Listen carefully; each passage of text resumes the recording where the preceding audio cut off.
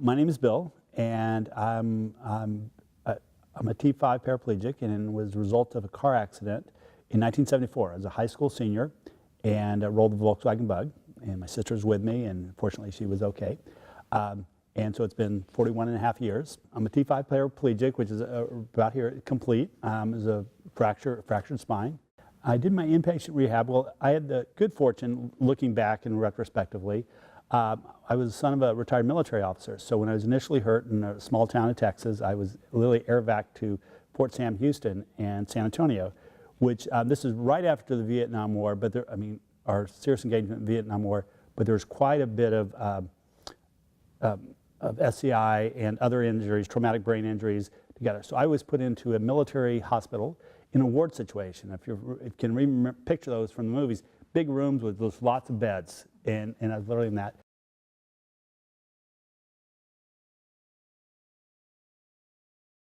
Well, I was a high school senior at the time of my accident, and I was, even in the hospital, I was able to finish my my high school diploma by finishing up a few papers, a few classes kind of remotely, and teachers and classmates were very helpful to come and help me through that last process. At the end of the summer, about that time I'd been through the hospital, through the rehab, and I of course planned to go to college and decided, why not? You know, I had planned to go away to school, but the university that was in my hometown was Texas A&M University. So I decided to go locally, again, close to family and friends. I did move into the dorms. You know, that was a big deal. I didn't want to, I was ready to move on, despite this new thing in my world. So here I was, 8 months post-injury, and I was starting college as a freshman. And I ended up going to school here in the state of Washington at Evergreen State College, and taking my degree there. The remainder of my career has kind of been interesting. I started out with a love of photography, originally as fine art, and then as a business. And so after a couple of years of study, in Los Angeles, I moved to New York, where I worked professionally in that field for a period of 6 years. And then, like a lot of New Yorkers, you kind of burn out in life. And life in a wheelchair in New York is a challenge. Much better now, but you know, 25 years ago, 30 years ago, it's a big city, lots of buildings with few elevators and lots of stairs and no curb cuts at that time. Now it's a lot better, but it was tough to live in. And I decided to return to the Northwest. So I've been here in Seattle for 25 years. Started a different career path, and taking my business acumen and skills in working as an accountant, getting my CPA, and then working in central administration at the University of Washington, which is where I continue to work. I'm currently the Chief Financial Officer for the Central IT Department for campus. Fortunately, the line of work that I'm currently in as an accountant, a financial manager, administrator, if you will, is fairly your conventional office setup. So aging hasn't really impacted me too much on that. I am in a job where I go to lots of meetings and I go around campus, which is at the University of Washington, is a fairly large physical area. So earlier in my career here at the University of Washington, I could go longer distances and up hills and around campus without a problem. Now that I'm more aware that it's harder, so I tend to drive a lot more. So the in and out of a car. So I could see at some point needing to do less of that. Unfortunately, the job I'm currently in requires a fair amount of that. And I probably overcompensate because I know I could probably pick up the phone and people would come to me, but I don't want to be that person, you know. And so I always make a point of, especially if it's a customer, if you will, or somebody I need something from, I want to go to them and not drive that.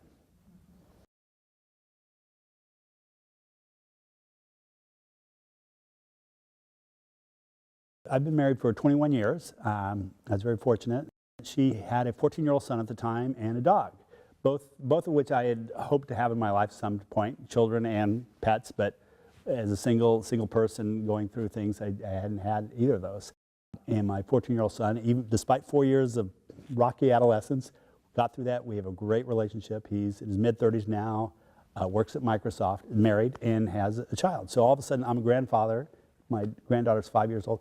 And that's been a real delight. You know, I've always been around children with friends and family and so on, but I've never been that close to an individual to see them grow from infant, you know, through these stages. And what's interesting in terms of a disability to wheelchair, as you can imagine, out in public, oftentimes you get kids kind of like, what's that, and saying what their parents think are inappropriate things. Of course, I look at it as natural curiosity.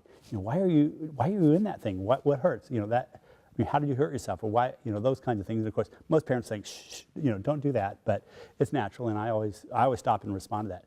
But with my granddaughter, of course, she's known nothing different than her grandfather's in a wheelchair, and that's just what it is. So it's interesting. I can see her sometimes with her friends trying to explain. I mean, again, at 5 years old, not a huge vocabulary, but her, talking to her, whispering to her friends, well, he's doing that because, like that. But anyway, in terms of family life, I've been very fortunate to have them, and they live locally, which is helpful to be able to spend time. How have peers helped me during various times of my life with SCI?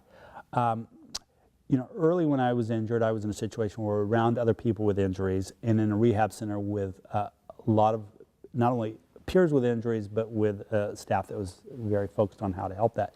And that was very, very helpful getting out of the gate, learning how to cope and do changes.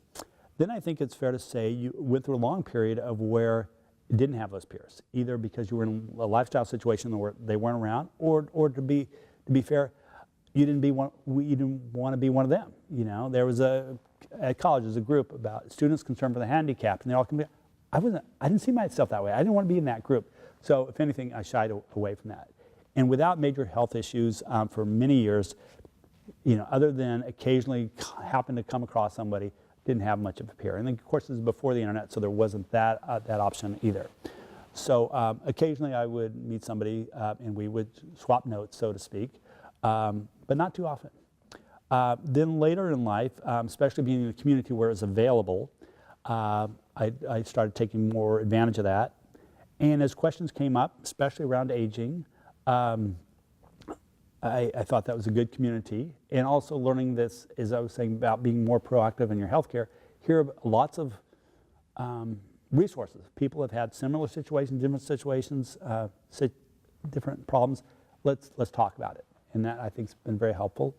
I've also, on a couple of occasions, I've been able to be a peer to somebody with an early injury with lots of questions, and that can be a challenge in itself. But I've done that on several occasions, either through the University of Washington's program or just friend of a friend.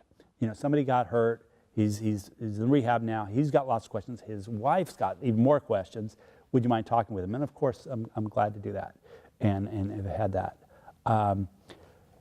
And so anyway, I think I'm also.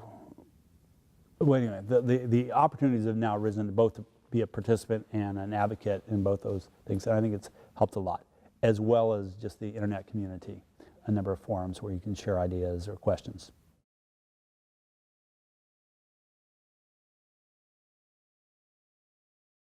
And as I look towards aging, I'm very cognizant of wanting to remain independent.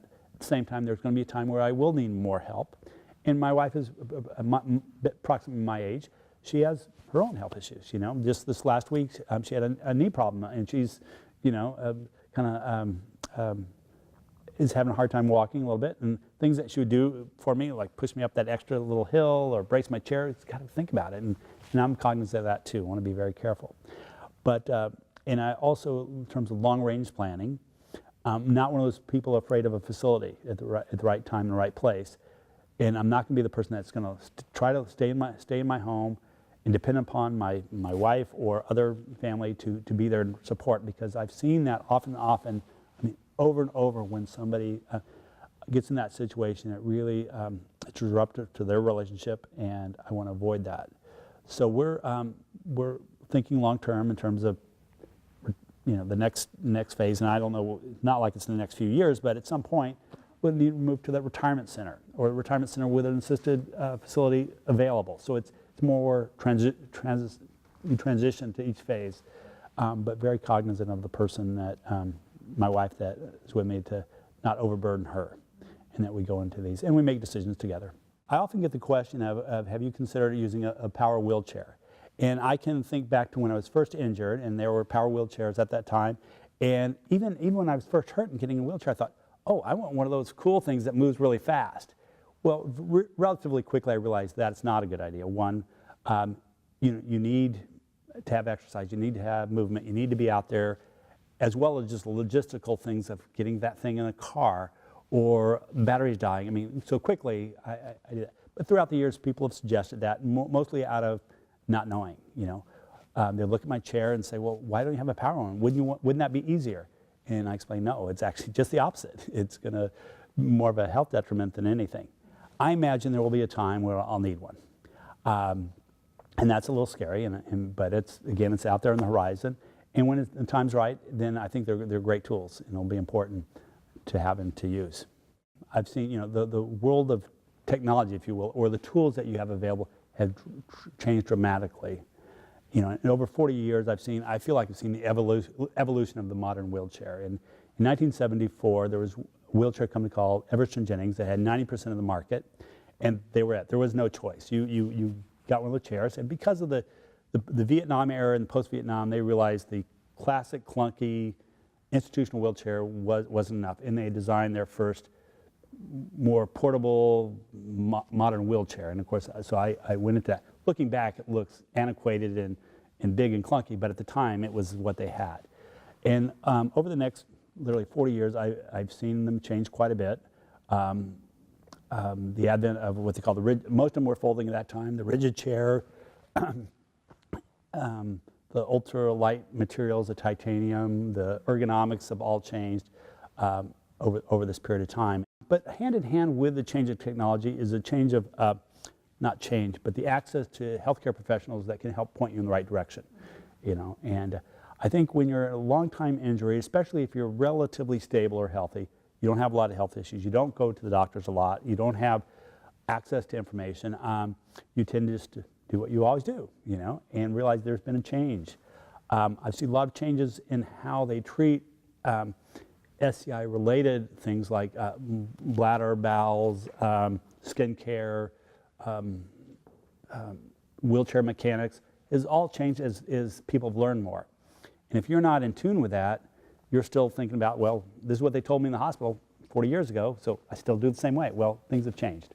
And so I think it's real important to be out there and to build up a healthcare network where you're trying to get that new information. Here in Seattle, we're very fortunate to have at the University of Washington, the rehab medicine and SCI forums and peer groups that have been helpful in sharing that. And that is also in line with the change in access to information because of technology, you know, the internet. You know, before you were relying on your healthcare provider, maybe a few friends in the community, and that was it. Now the world's open to you, and it can be a little bit overwhelming because there's so much information, and you need to sift through it. But it is out there. What are the things I can do to help think about longevity or aging in place? A lot of it has to do with being very proactive about your own health care. We're very fortunate, I'm very fortunate to live in a city with a modern medical center and a rehab department and a community that's there for you, with a lot of variety of healthcare professionals. However, it's a big world and people are busy, and I have one of the best rehab doctors in the country. However, it takes 6 months to get to see her, and when you get to see her, you've got 15, 20 minutes. I mean, always patient, always giving you the time you need, but if you have an issue you need recurring follow-up, it's just harder. And you're one of hundreds of patients, so you're not getting that real thing. Same with urologists or any of the specialists. You get the best care, but it's still pretty generic. So you have to be very proactive in asking the right questions or seeking other healthcare providers to supplement that. And again, in this age of information availability, there's a lot out there, but it's also identifying a particular physical therapist that's worked really well or has a very good experience and saying, I want to see that person, or building an ongoing relationship with them. Okay, I'm healthy now, but when that shoulder problem came up, I know who to call. And that similarly with urologists, you know, months to get in to see the urologist, and having a reoccurring UTI issue that they will give you the standard information. Here's what you need to do. You need to be better about doing it. Well, I still had them. Working with through that office, a physician assistant. All of a sudden, a lot more available, a lot more in tune with SCI and say, try this. Okay, it didn't work, try this. So that kind of thing that really came up with a solution that has worked out very well. So again, it's just being very proactive and not just saying, accepting an answer or that. I guess it's just over time, just identifying individuals that have been helpful or particularly knowledgeable or accessible in terms of getting to. And I guess it's just over time, meeting those individuals that have been particularly helpful in maintaining that relationship with them over time, and a little bit of word of mouth. As the peer group grows larger, either through the SI forum or SI communities or the internet, you'll be talking to people and say, oh, so-and-so helped me, or so-and-so helped put me in the right direction. And I sometimes smile because I'll be in a situation with other folks with SCI, and we'll be talking about somebody, and all of a sudden we all know the same person, you know? And the same physical therapist who's kind of a specialist in this area, and everybody says, oh yeah, I've been to her, or I just saw her, or that kind of thing, and you realize there's a reason for that. Less so with other specialties like urology or others, but I think it's just important just to be proactive about your own health care. I was hurt in the 70s, and a few years before that, you know, the baby boomer generation is really the first generation with SCI issues that are living to this point. I remember when I was in 1974, you know, when the doctors were talking to my parents and they're saying, well, his lifespan is going to be much less. That's just the way it is because of the century, and history shows, you know, maybe it'll be great if he can live into his 40s or 50s. And, you know, of course, at 17, you're not worried about that. You're worried about next year and the year after that. But I think back about that, and they really had no basis for saying that other than at that point in time, you know, looking at history. So I often will talk to my healthcare specialist about aging. More recently, last 6 months, I've been doing yoga, adaptive yoga, which is really great. At the most recent SCA summit that was held at the University of Washington this past summer, there was a lot of adaptive sports were presented, including adaptive yoga. Now, the person in my late 50s, I'm going in, I'm seeing cycling, I'm seeing wheelchair tennis, I'm seeing a lot of things that sound like fun, but as I'm getting older, that's not as exciting to me as something like yoga. And thinking about long-term aging is I want something gentler on the body, but it's still healthy and exercising. And so I took advantage of through that experience of attending an adaptive yoga class that then extended to working more closely with that instructor who now on a biweekly basis, my wife and I attend with another couple. A gentleman had a post-stroke and his wife, and we've been doing that. And it's been really good. And again, that's a lot of stretching, a lot of things, but it's also a lot of mindfulness as a part of it, which I think has been very, very good.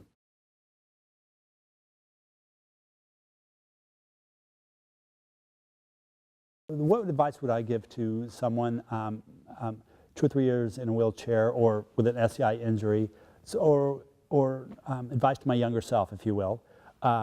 Looking back, I think it depends on your age, but I think if somebody in their teens or early 20s or mid-20s, after their initial acceptance of their situation or becoming independent or getting through just the basic lifestyle issues, you're young, you're looking ahead. I think looking back at myself or others, I could see there's a tendency to overcompensate.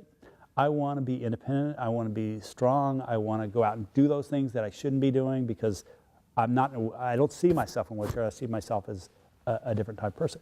So you may take risks or overuse your body in ways that you shouldn't. And I would just say, slow down. Of course you want to be independent, but think through it and don't do things you shouldn't do. But I've met individuals that get that big pickup truck and they're literally climbing into it, and you think, fine, that's great, it looks cool, it feels good, but you are really taking a toll on your shoulders that you're going to pay for in 5 years or 10 years or something like that. So it's not unlike any older person looking at youth and saying, don't take too many risks, just be a little bit smarter. I think as we're talking about life with SCI, it's a little bit different. Your body mechanics are different.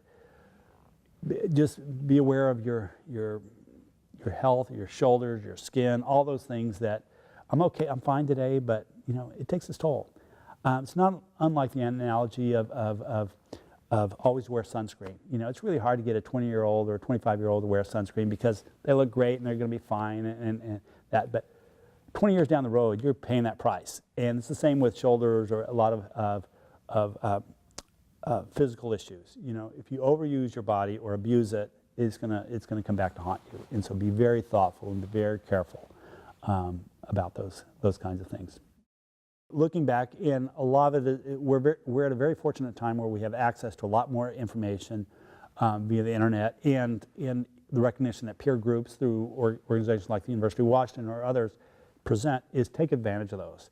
You are going to be constantly coming up with day-to-day issues or questions you have that, yes, you want to talk to your healthcare provider, but also you want to talk to a peer group. How do you deal with this bowel issue? How do you deal with I want to buy a new car and I'm not sure what to do, you know, where to go, or what is your advice? Take advantage of all of that. And looking back, I would have loved to have had that opportunity at different times in my life. And I feel very fortunate that it's available now. And especially as I'm looking at aging issues, there's peers. When I was asked, what advice do you have to your younger self? In addition to being careful about your shoulders and overusing them or wearing them out, so to speak. A couple other issues. One is weight management and skincare.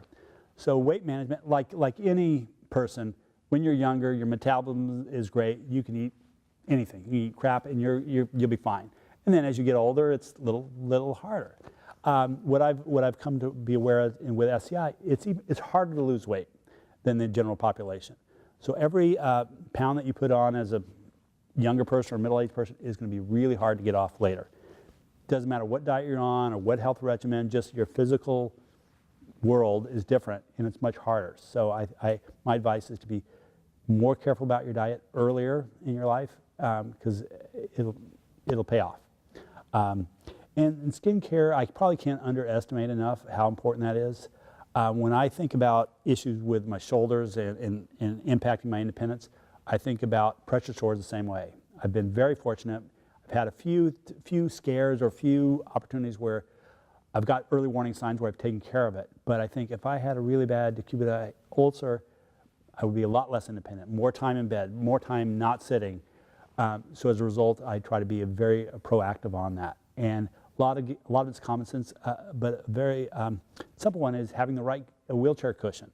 And there would be times, again, in my youth where it wasn't available, or I'd sit for long periods of time on the ground, and I knew that wasn't the right thing, but it didn't bother me, so I'd keep at it. I think just being aware of those things, and as well as diet that helps your skin, that impacts your skin care, lotions, other things like that. But just being aware of your body. But my best form of exercise is having a dog that needs to be walked, and I have a wonderful dog. As I mentioned earlier, when I came to a relationship with my wife, she had a dog, which I came to be my dog, and we've had, now we're in our third, just generationally in our third dog. Gosh, it's dark and it's raining outside. I still have to take the dog for a walk. It might be a little shorter if it's raining hard, but I still have to get out.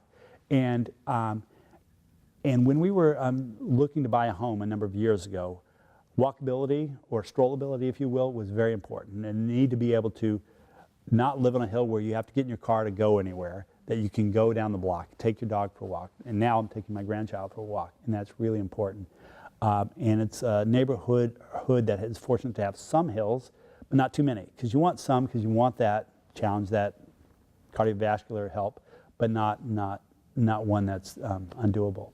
But again, having that dog, an opportunity to get out and get exercise is probably my best form of exercise.